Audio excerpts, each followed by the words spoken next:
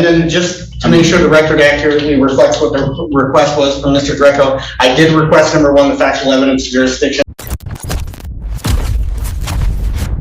Welcome to Courtroom Secrets. I prefer everything to just be in person, just old school look. Not my call.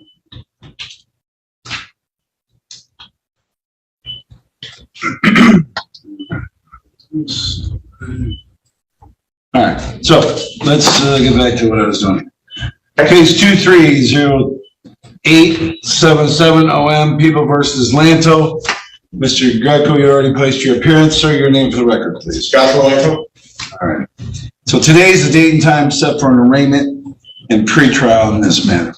First off, as to the arraignment, sir, you do have the right to remain silent. Anything you say can and will be used against you at trial. You have the right to an attorney. If you cannot afford an attorney, one will be appointed to you by the court of public expense. Do you understand those rights? I understand the rights that you just told me. All right. Sir, are you choosing, I do have a court-appointed attorney here. Are you choosing to represent yourself today? I am choosing to speak for myself. Well, let's just represent, speak. I mean, in legally. Tomato, tomato. Yeah, no, you can't represent. No, just at any point, if you do wish to have a court-appointed attorney, please let the court know so that I can effectuate that right in your wishes with regard to it. I appreciate that. Now, with regard to the alleged charges in this matter, it is alleged that with regard to the arraignment, would you wish me to read the complaint, or would you like to waive the formal reading? If you'd like to read it into the record, I'd appreciate that. Sure. Okay. All right. It is alleged that on November 17th of 2022, that you, in count 1, that you violated City Ordinance 32-31, commonly known as interfering with the police authority. That's a misdemeanor punishable by 93 days in jail and or up to $500 in fines. In count 2, it is alleged that you violated City Ordinance 32-31, interfering with a police authority. Again, that's a misdemeanor punishable by 93 days in jail and or up to $500 in fine. In count 3, it is alleged that you violated City Ordinance 32-31, commonly known as interfering with police authority. And again, that's a misdemeanor punishable by 93 days in jail and or up to $500 in fines. As to those charges, how do you plead? Well, I'm not prepared to make a plea at this time. And I'll recognize you as standing mute, and I'll enter a plea of not guilty on your behalf. Well, if I could just object to that for just a moment, because you did say, which is why I was trying to recall the matter of City versus Taylor versus Joshua Lanto in the previous case, because you said in that arraignment that I have the right to be informed of the cause and nature of the charges, correct? Mm-hmm. Okay, so obviously that case got... Did you get a copy of the complaint? Are you talking on this matter? No, I haven't seen anything. As a matter of fact, I've requested discovery from their house counsel several times and they have not given it to me. But this case hasn't even started yet. This case is just getting along. Right, so the case... It's at the arraignment stage, right? Yeah, so the case that I wanted to recall, because I had the right to be informed of the cause and nature of the charges in that case, but it's clear that's not the case that's on my docket.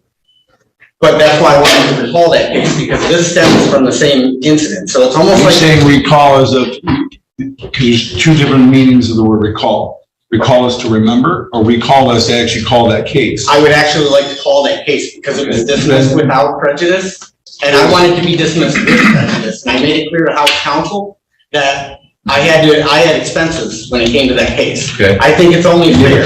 So just from a procedural standpoint, it's not on the docket today. Due and timely notice wasn't given to the court nor to Mr. Greco about your desire to do anything with that case. So you need to motion that up for a motion hearing.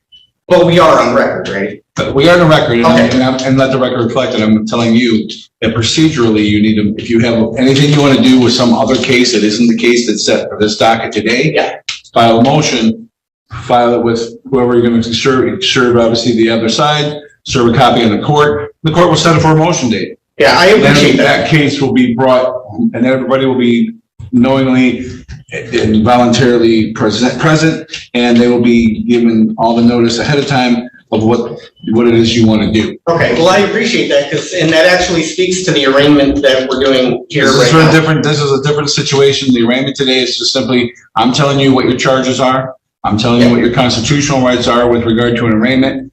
Then I'm asking either for, how do you plead? You can either plead guilty, not guilty, or you cannot answer that question, in which case the court will automatically enter recognize you as standing mute and enter a plea of not guilty on your behalf, so that it preserves your not guilty status and it preserves your constitutional rights. And one of those constitutional rights that you explained to me is that I have the right to be informed of the cause and nature of the charges. And my point. That's correct, and that's why I just told you that you were, count one is alleged that you violated City Ordinance 32-31, commonly known with interfering with police authority. If you'd like me to read the expanded complaint, I can read the expanded complaint to you. Well, may I just speak without being interrupted for a minute? First off, I'm not interrupting you. Second, I'm just making sure that things are procedurally done correct. Third, I'm going to advise you that anything you say can and will be used against you. You do have a right to remain silent. I understand. So if you choose to say anything. Well, the reason I'm asking questions about the cause and the nature of the charges is because on the last case that got dismissed, it was clear. You got to stop referencing the last case, because that's a separate case. Whatever happened with that case. We have the same thing going on in this case. We have a similar situation in this case, whereas I don't know if the prosecutor understands the cause and the nature of the charges because he had to dismiss the last case. Yeah. Right? Well, I'm about to then let me read the complaint to you. Okay. Let me make sure you get a copy of the complaint. Right. So. And I saw your YouTube channel I saw your video on YouTube. First off, it's not my YouTube channel. It's something that's forced upon me that I'm required to do because there's a court order signed by my chief judge. I prefer to do all my cases in person, but I'm required to broadcast them live because. Well, I certainly appreciate any government entity willing to use transparency to put the truth on the table is 100% on the favor for it. Because I don't have anything to hide. I don't do anything wrong. I don't have any. You did explain factual evidence of jurisdiction, though, and you did explain it for about the better part of a half hour to a guy. Last time I was on Zoom, I was told I was crazy for talking like that. You didn't understand me, so. Right, but I was told I was talking crazy for asking for it. No, not at all. Okay, so I'm not crazy. Okay, that's first and foremost. You can always challenge jurisdiction. Jurisdiction is something you can even challenge for the first time on appeal. One of the only things you can challenge for the first time on appeal. Well, luckily we have about 160 people watching this right now that have heard that for the first time that probably don't understand that. I get it. A lot of people watch a couple of things on YouTube or a couple of things on Google, and they think they become a legal scholar. Well, let's be honest. They watch Law and Order, and then they think they're experts on the law. I can't watch Law and Order. Me neither. It's actually painful to watch that sort of stuff. It's entertainment. That's exactly it is. It's meant for entertainment. It's not. Right. On the last case that was here, though, I just have a few other clarifications. Listen, again, I'm not going to discuss on the record any other cases that are no longer. No. This isn't in regards to another case. This is in regards to my case and what happened. This case right here. Yeah, in this case, right. Yeah. Well, again, before you start discussing the facts of this case, I am going to caution you that you have the right to sign it. And I don't sign anything, so I'm just. That's a copy of the. Oh, okay, appreciate that. And now is there? So now I'm going to read into the record what the allegations are. Okay.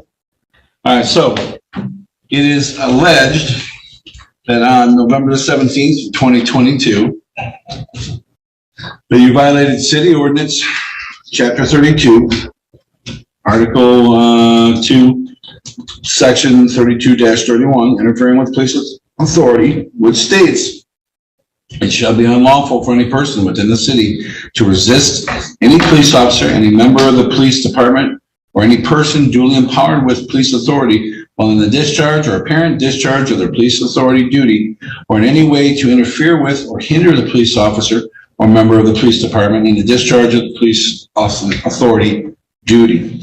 And just a quick objection, just a point of clarification. There's no objection to that because that is the ordinance. Okay, if you're just reading it into the record, I understand. I met the ordinance. Yeah, I just want to know what in any way in this chart. What does in any way? Again, I can't answer that question because for me to answer that question would be me giving you legal advice. If you want to file a motion, you can more than welcome to file a motion. Yeah, because in any way seems awfully vague and it seems obtuse and it seems like it's just these are all great things that somebody might want to argue in a motion. Yeah, it seems impossible to determine what in any way. But if you could, please don't interrupt me until I get down to the bottom here because I want to let you know exactly what the allegations are against you from a factual basis. These are the reasons that the warrant was signed. because I found that there was probable cause that a crime was committed and probable cause that you were the one who committed the crime, hence why the warrant was placed into existence in the first place. It is alleged that on the above listed date, which was the 11/17 of 22, at approximately 2:50 p.m., you, the defendant, Mr. Lanto, engaged in a repeated course of conduct to interfere with Officer Andrew Borg's discharge of his authorized duties, which include traffic enforcement on South Telegraph Road near Ecorse Road in the city of Taylor. You, Mr. Lanto, allegedly had unlawful actions, including following Officer Borg on multiple traffic stops, approaching the traffic stops in the close proximity to Officer Borg and his vehicle and the drivers, yelling obscenities and insults at Officer Borg, and video recording Officer Borg while inside of his patrol vehicle while he was accessing protected lien information concerning the drivers that were pulled over. It's also alleged, Mr. Lanto, you were ultimately arrested after Officer David Jones witnessed you walking within close proximity to Officer Borg's vehicle during a traffic stop and attempting to video record Officer Borg while he was inside his patrol vehicle accessing lien information about the driver. In count one, more specifically, in count one, the violation of section 32-31, interfering with the police authority, you, Mr. Lanto, the defendant, allegedly approached the traffic stop at approximately 3:04 p.m. and interfered with Officer Borg by being in close proximity to Officer Borg, his patrol vehicle, and the pulled over driver in the center median of Telegraph Road and yelling and hurling insults and obscenities while Officer Borg was discharging his police authority duty. In count two, violation of section 32-31, interfering with the police authority, you, the defendant, Mr. Lanto, allegedly approached the traffic stop at approximately 3:12 p.m. and interfered with Officer Borg by being in close proximity to Officer Borg, his patrol vehicle, his patrol car, and the pulled over driver, the parking lot of the Tropical Smoothie Cafe, and yelling and hurling insults and obscenities while Officer Borg was discharging his police authority duty. In count three, it is alleged a violation of section 32-31, interfering with a police officer, and that you, the defendant, Mr. Lanto, allegedly approached the traffic stop at approximately 3:31 p.m. and interfered with Officer Borg by being in close proximity to Officer Borg, his patrol car, and the pulled over driver in a parking lot on South Telegraph Road and attempting to video record Officer Borg while he was inside of his patrol vehicle, accessing lien information about the driver, and otherwise discharging his police authority. Again, those are misdemeanors punishable by 93 days in jail and up to $500 in fines. Those are the factual basis which gave rise to probable cause to execute this warrant, and now is being charged against you. Again, you have the right to remain silent. Again, you do have the right to have counsel at any given time. You're choosing today. As to those charges and the allegations, how do you plead? Guilty, not guilty, or you stand mute? Well, I have to make a few clarifications before I make an informed. This isn't a matter of clarifications. This is you either pleading guilty, not guilty, or standing mute. Well, I was told I have the right to be informed of the cause and the nature of the charge. Just did. You just read this into the record, and all it did was confuse. I did. So, because we have right in here that Officer Borg, or I was told Listen, that I'm we not- close proximity of Sure. Officer Borg. I'm not What going to is- get what into is the close particulars. proximity? Listen, I'm not going to get into the particulars. This isn't the trial. This is nobody's sworn in under oath. There's a subject to cross-examination by both sides. That's what trials are for. Okay, That's what trials are for. before I make This an is informed. just these things. So I'm going to give you 5 seconds to either choose guilty, not guilty, or just don't say anything. Or if you're not responsive, then I'll just enter a plea of not guilty so that your not guilty status is preserved and your constitutional rights preserved there as well. Well, So how do you plead? Guilty, not guilty? I object for clarification. Sure. Guilty or not guilty? Well, I object to that because I can't make an informed plea today. All right, then Unless I have- enter a plea of not guilty on your behalf. So you're still not guilty on your behalf, and they have the Well, right and to. then, just let the record show I do not want a plea being made for me. You understand why I have to There's say that on the record. there's no choice in the matter. I'm procedurally required to move forward by doing one of the three.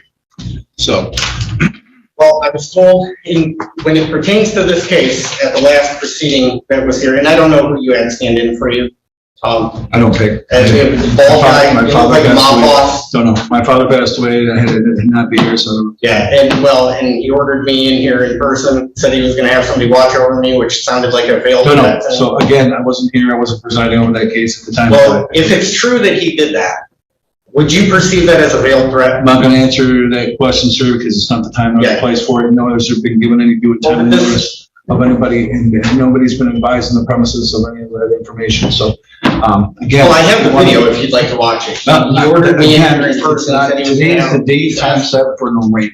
Yeah. Today's the date and time set for the arraignment. Well, I'm just saying. That's all we're doing today is the arraignment, and it's also set for a pretrial. So you have the opportunity to speak now that you've been advised in the premises of what you've been charged with. I've entered a plea of not guilty for you. Would you like to speak with Mr. Greco about any potential resolution? There were a few key things that Would you were like to said. speak with Mr. Greco about any potential resolution? Well, can I just make a clarification on the record? I don't know what more you're going to clarify. Today's purpose of today is for me to inform you of what you've been charged with. I understand. have done that. I understand. And now But when I you have had other that, cases that I need to get to.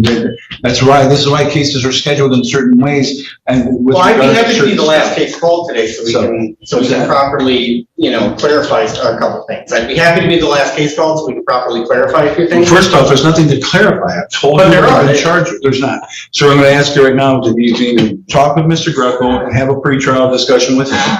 You're more than welcome to do that. Could I just tell you what was said on the record? Your Honor, The last case.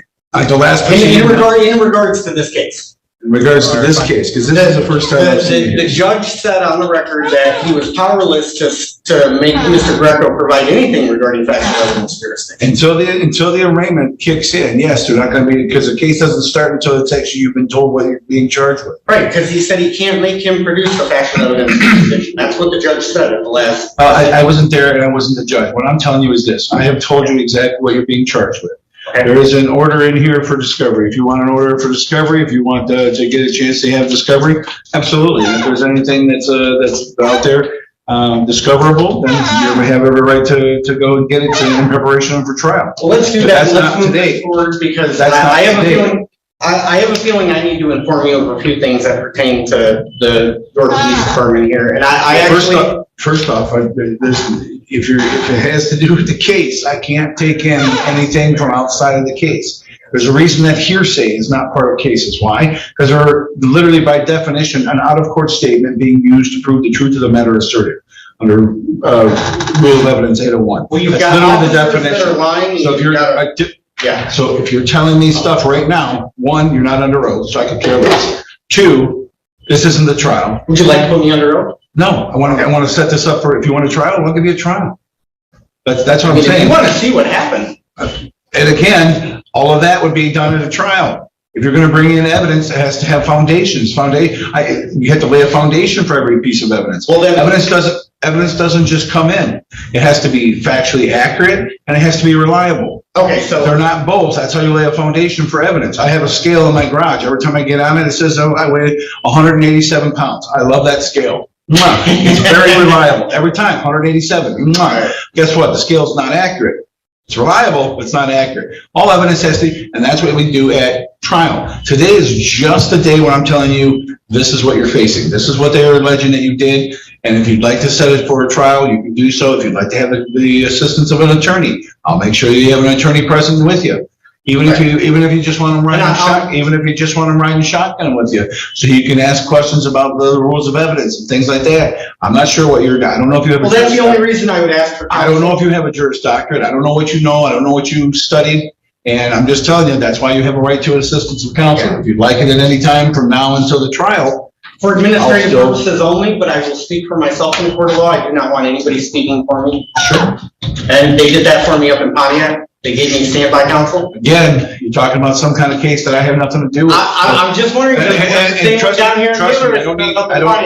me, while I appreciate it, I don't need any examples because I teach all of this stuff. I know exactly every example. So, and I'm pretty sure you know what Houston River still says about police interference. So, again, if you want an attorney, I'm going to let you have an attorney. If you don't want an attorney, you want to speak for yourself and represent yourself, you have a God-given constitutional right to represent Houston yourself. still says that So, police interference is listen, physical. I'm not going to get into a civil procedure class here. All right. I have other cases to do. You've been advised in the premises of what the charges are against you. I'm finding you're unresponsive as to guilty or not guilty, so I am going to put in a plea of not guilty. And I have to object to that on the Sure, it's on the record.